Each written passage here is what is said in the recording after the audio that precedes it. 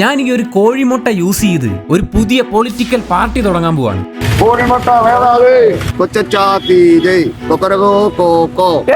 Because എനിക്ക് കോടീശ്വരനാവണം. And ഇന്ന് ഞാൻ പൈസ ഉണ്ടാക്കാൻ വേണ്ടിയിട്ട് ഒരു ഓട്ടോക്കാരനാവുന്നുണ്ട്.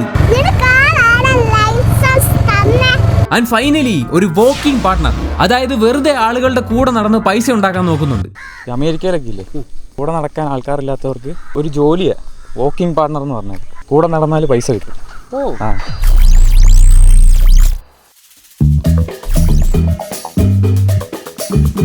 ഇതൊരാൺ കോഴിക്കുഞ്ഞാണ്. ആൻഡ് ഈ ലോകത്ത് ഓരോ സെക്കൻഡിലും 200 മെയിൽ ചിക്സിനെ വെച്ച് ചതച്ച് കൊല്ലുന്നുണ്ട്. കാരണം അവര് മുട്ടയിടത്തില്ലെന്ന്. It's A mail.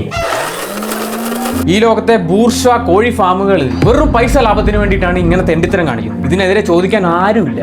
പക്ഷെ എങ്ങനെ പ്രതികരിക്കും? അപ്പൊ ഞാൻ വിചാരിച്ചു ഒരു പൊളിറ്റിക്കൽ പാർട്ടി തുടങ്ങാമെന്ന്. അങ്ങനെ ഞാൻ ഒരു കോഴിമുട്ട വെച്ച് ഒരു പൊളിറ്റിക്കൽ പാർട്ടി തുടങ്ങാൻ പോവാണ്. Let me explain. So here is my plan. ആദ്യം എന്റെ പാർട്ടിക്ക് ഒരു പേര് വേണം. എന്റെ പാർട്ടിയുടെ പേരാണ് കോഴിമുട്ട പാർട്ടി ഓഫ് ഇന്ത്യ. രണ്ടാമത് എനിക്ക് കുറച്ച് അണികളെ വേണം. ബട്ട് വെയിറ്റ്, നമുക്ക് വെറുതെ എങ്ങനെ അണികളെ ഒന്നും കിട്ടത്തില്ല. അതിന് കുറച്ച് ഫണ്ടൊക്കെ ഇറക്കണം, like all other political party. So here is my plan B. ഞാൻ ഓരോ മുട്ടയ്ക്കകത്തും ആരും അറിയാതെ കുറച്ച് പൈസ ഇഞ്ചക്ട് ചെയ്തു. എന്റെ പേര് വെച്ച് ജയ് വിളിക്കുന്ന ആൾക്കാർക്ക് ഞാൻ ഈ കോഴിമുട്ട ഫ്രീ ആയിട്ട് കൊടുക്കും. കോഴികളുടെ ഉന്നമനാണ് നമ്മുടെ ഒരു മെയിൻ, കോഴികളുടെ ഉന്നമൻ. അങ്ങനെ ഞാൻ കോട്ടയം ടൗണിലേക്ക് 2 മുട്ടയായിട്ട് ഇറങ്ങി. അപ്പൊ ഞാൻ 2 ചേട്ടന്മാരെ കണ്ട്. ഹായ് ചേട്ടാ, എൻ്റെ ഒരു വലിയൊരു ആഗ്രഹമായിരുന്നു ഒരു രാഷ്ട്രീയക്കാരനാവണമെന്ന്. അപ്പൊ ഞാനൊരു പുതിയ പാർട്ടി തുടങ്ങി. ഞാനൊരു രാഷ്ട്രീയ പാർട്ടി തുടങ്ങാനായിട്ട് ആഗ്രഹിക്കുക. അപ്പൊ ഞാൻ എങ്ങനെ ആവണമെന്നാ ചേട്ടൻ്റെ ആഗ്രഹം? തീർച്ചയായിട്ടും നന്നായിരിക്കണം. ചേട്ടൻ ഞാനൊരു പാർട്ടി തുടങ്ങിയാൽ ജോയിൻ ചെയ്യുമോ അതില്ല? തീർച്ചയായിട്ടും. ചേട്ടൻ്റെ പേരെന്നാ? എന്റെ പേര് സിബി. അപ്പോൾ എൻ്റെ പാർട്ടിയുടെ പേര് കോഴിമുട്ട പാർട്ടി ഓഫ് ഇന്ത്യ എന്നാണ്. തീർച്ചയായിട്ടും. മുട്ടയിടുന്നില്ല കോഴിക്ക് വേദന അറിയത്തുള്ളൂ. അത്രേ ഉള്ളൂ. അതൊക്കെ അത്രേ ഉള്ളൂ. അപ്പൊ എന്റെ ചിഹ്നം കോഴിമുട്ടയാണ്. നല്ല അത് വിരിയട്ടെ, അത് കോഴി കുഞ്ഞുങ്ങളാകട്ടെ, അത് വികസിക്കട്ടെ എന്ന് ഈ അവസരത്തിൽ ഒരു കോഴി ഫാം തുടങ്ങട്ടെ. കോഴി ഫാം തുടങ്ങട്ടെ. അതൊരു വലിയൊരു കാര്യം. തമിഴ്നാട്ടിലെ കോഴി വരെ കൂടെ നിൽക്കുമല്ലോ. പക്ഷെ കാര്യങ്ങളൊന്നും മനസ്സിലായില്ലെങ്കിലും ചേട്ടൻ പാർട്ടിയിൽ ജോയിൻ ചെയ്യാന്ന് പറഞ്ഞു. ബിക്കോസ് ഐ ഹാവ് എ മുട്ട വിത്ത് മീ. എന്റെ മുദ്രാവാക്യം എന്ന് പറയുന്നത് കൊച്ചച്ചാ കീ ജയ് ആണ്. അതൊന്ന് വിളിക്കാൻ പറ്റുമോ 2 തവണ? കൊച്ചച്ചാ കീ ജയ്, കൊച്ചച്ചാ കീ ജയ്, കൊക്കരകോ കോക്കോ.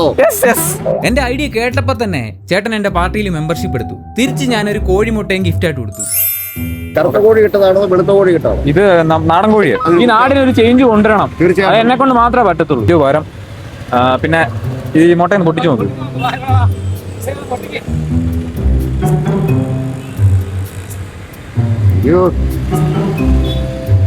വളരെ സന്തോഷമുണ്ട്.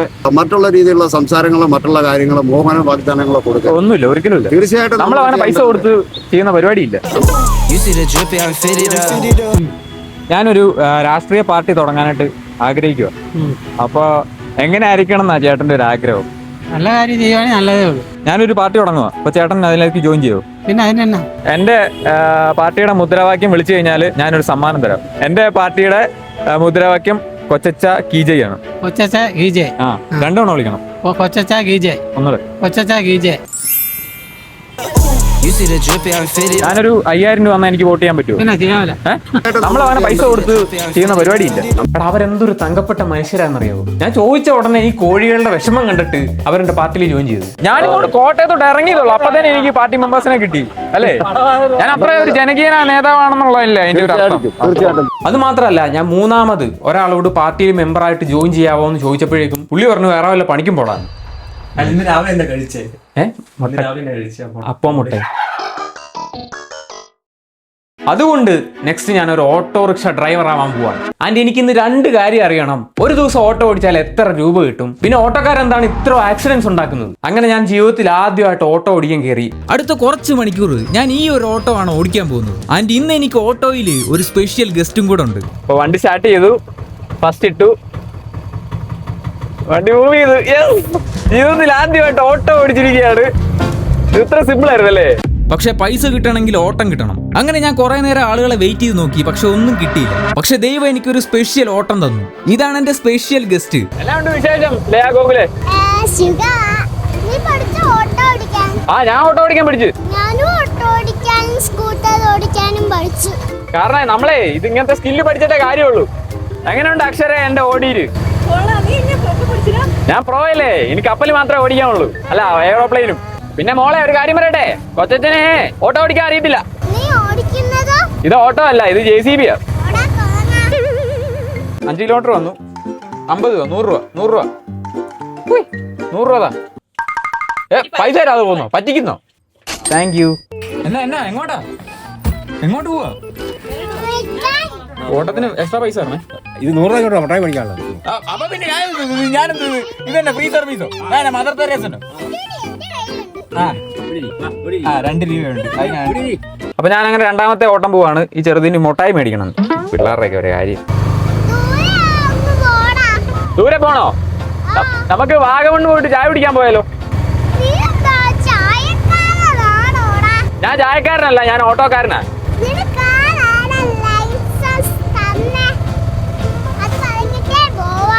ഓ ശരി. ബാക്കിയുള്ള ഓട്ടോക്കാർക്ക് കോമ്പറ്റീഷൻ ആവാതിരിക്കാൻ ഞാൻ എന്റെ ഫാമിലിയാണ് ഇന്ന് ടാർഗറ്റ് ചെയ്യുന്നത്. അതുകൊണ്ട് ഞാൻ എന്റെ അമ്മയും കൊണ്ട് ഒരു ട്രിപ്പും കൂടെ പോയി.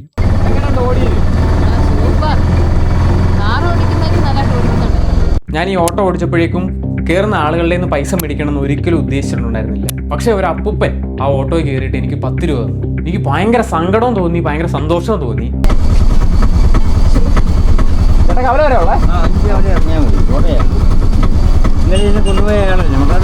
അല്ല, ഇന്ന് ഞാനത് ആദ്യമായിട്ട് ഓട്ടോ ഓടിക്കുക. അല്ല, ഓട്ടോ ഡ്രൈവർ ആവുക.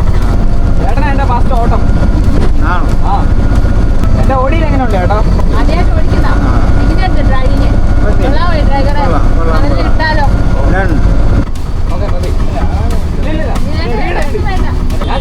സന്തോഷത്തിന് ചെയ്യുന്ന.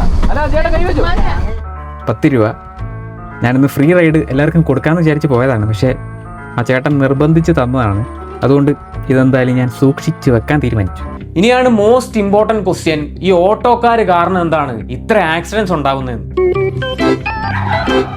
അതിന് 2 റീസൺസ് ആണ് എനിക്ക് തോന്നിയത്.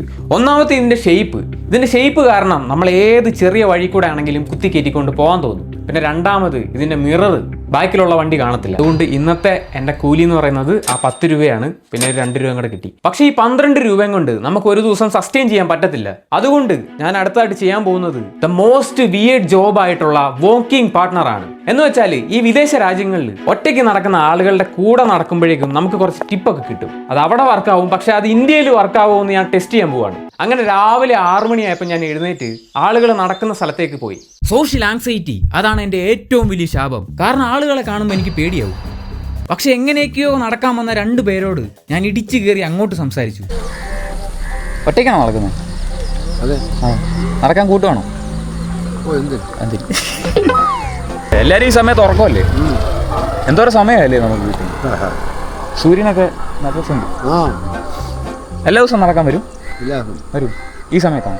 ചിലപ്പോൾ ഇതിന് നേരത്തെ പിന്നെ ഓ അങ്ങനെയൊക്കെ അങ്ങോട്ട് പോണു.